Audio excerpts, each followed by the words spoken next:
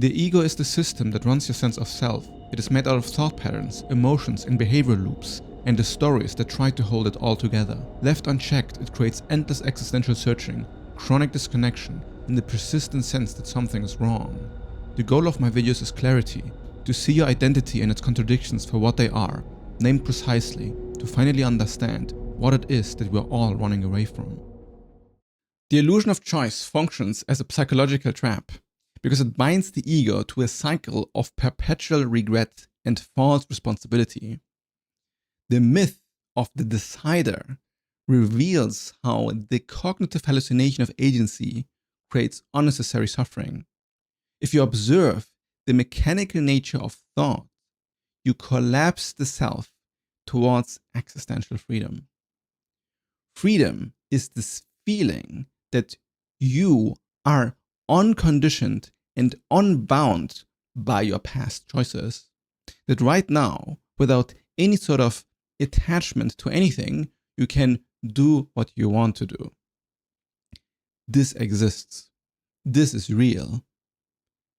Not for the ego, though. The ego creates a fantasy of what I just said and makes it into a personalized narrative where it is in control. But the ego is exactly that which is attached to things, which needs reality to be in a certain way. But if you need reality to be a certain way, then it is not freedom. You are now just running on your own impulses. If you believe that your past defines you, then you are not free to do what you want right now because you're just determined by your own past. The belief of a central decider is really the consequence of psychological scarring.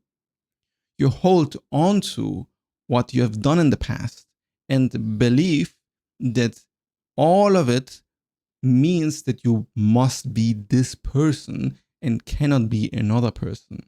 Look at the mind and see how many shoulds you have built within you. Everything that you need to do and should do is a lack of control. It means that something within you wants something and something within you wants something else. And now you say should in order to force the system into one narrative. But if you have this tyrant in your head that says you should do something, you're not free. You're forcing yourself with some sort of internal conflict and then likely do the opposite because, you're just addicted to whatever this opposite is. The pain of regret is a byproduct of believing you could have acted differently than you did. And this entire belief around being able to have acted differently than you did doesn't really make much sense. Because how could you prove that you could have done something else?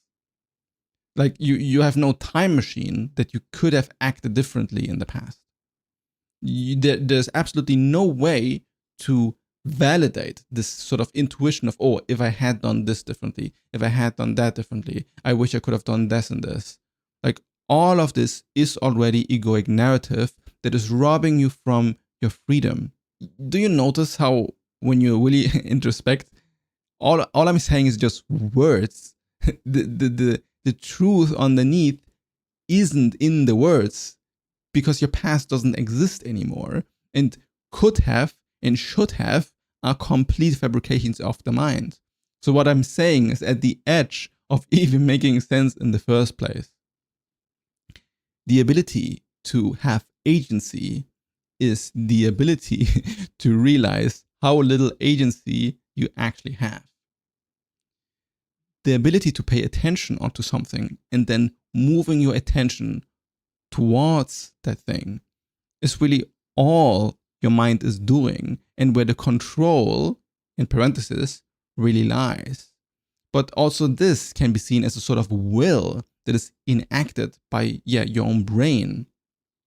We know through neuroimaging data that the brain makes decisions seconds before the conscious mind claims them as their own.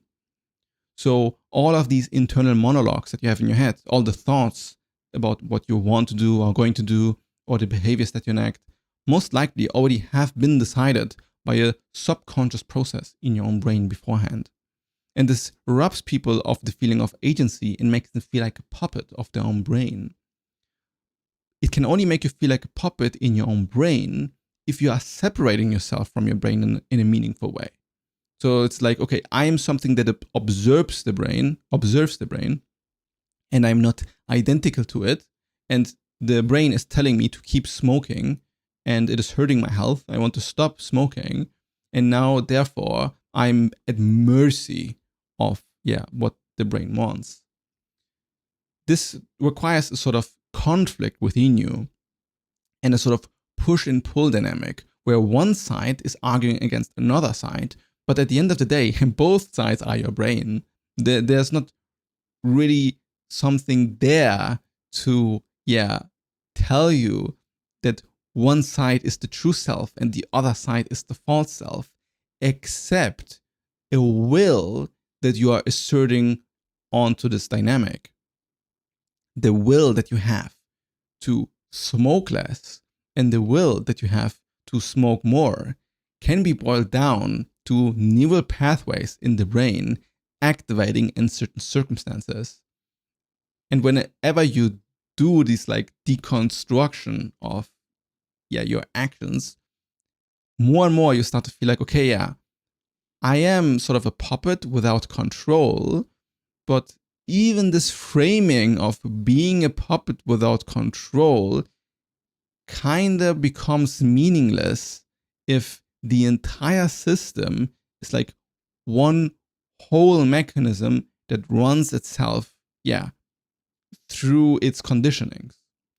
It is only a puppet, like you're only a puppet if you force yourself to not be one with the entire machinery. And if you don't see this entire process as yourself, the alignment between what you want to do and what you are not doing, or like the lack of alignment in that sense, is where this feeling happens that you are not in control. And when what you want to do and what you do aligns, then you feel like you have some sort of free will. But in both instances, you could call this a puppet.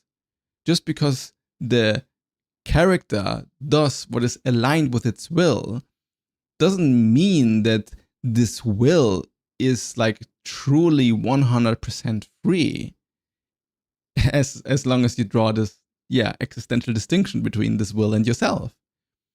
So this might have been all very paradoxical and confusing, which is okay.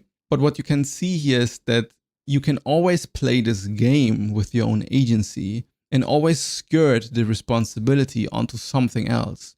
You can always create an object, be it will, be it a puppet, be it neurochemistry, be it your conditionings of your life or your genetics or whatever, and skirt the responsibility on that thing and then tell yourself that you are not one with it and therefore there is a fight.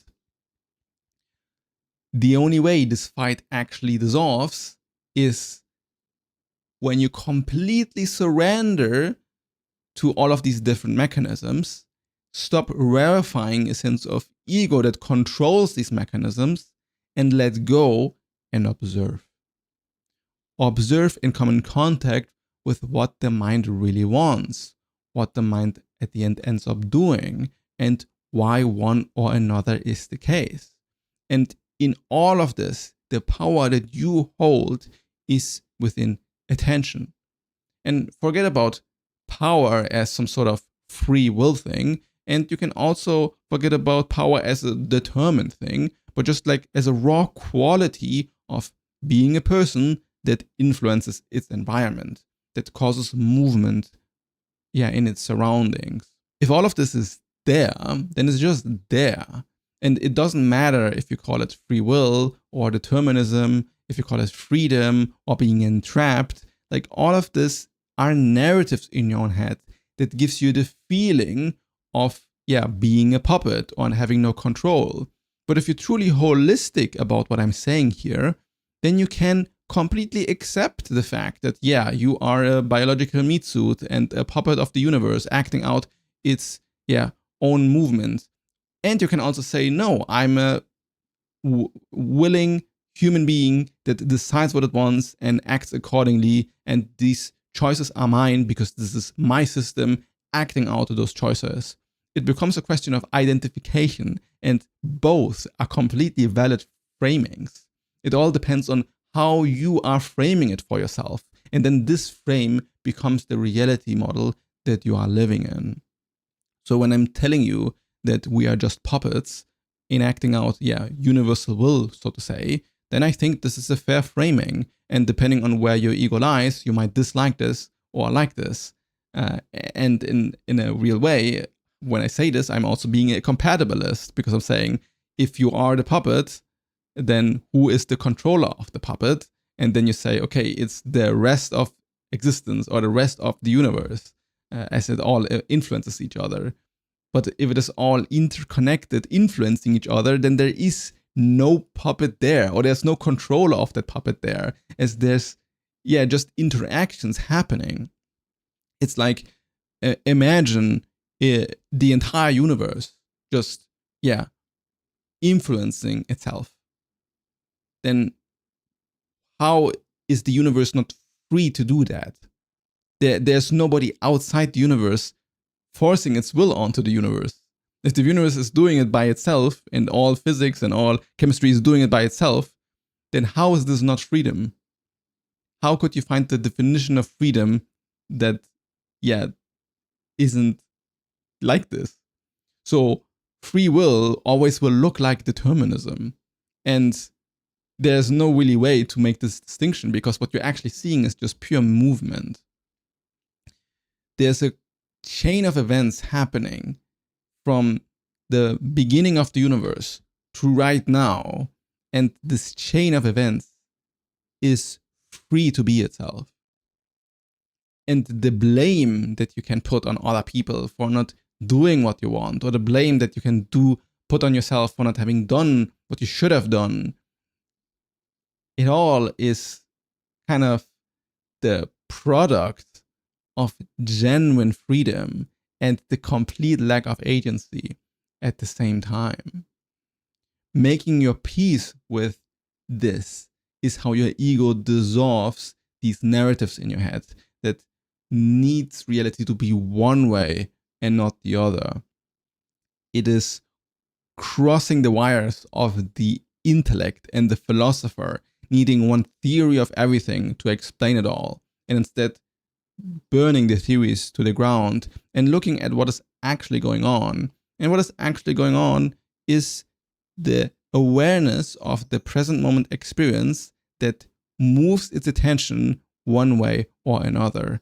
And being one with how this attention flows gives you the ability to notice how it functions, and then choosing what you want it to be like. And this is where the sense of free will and choice comes from. Some people also feel like that if there's like a creator of the universe, then they're being guided by this creator. And then you might say that we are all like little fingers of the hand of God. And we are actually choosing everything in our life, but we're just like the fingers of like the entire like system that is way, way, way more complex. And then we wonder, okay, who am I in this entire system? Am I just the finger? Am I the entire system? And then the ego again tries to identify itself with something instead of just letting it rest and be what it is in its own immediacy. So existential freedom is not really the power to choose. It is the release from the burden of having to choose in the first place. Life continues anyway, no matter what you do. So the friction that you build on top of it is all you need to remove in order to feel free in the process. The willingness to look at that friction and be cognizant of how inevitable it is in certain parts of your life makes you loosen the rigidity that it is attached to. The moment you remove the decider from the equation, you're not bound anymore by this singular idea of what you're supposed to be or able to do or can do. So instead of a suffering agent being trapped in its own reality, perpetuating its own suffering by trying to break free from what you are, you become a witnessing presence that now is free to witness what it wants to witness.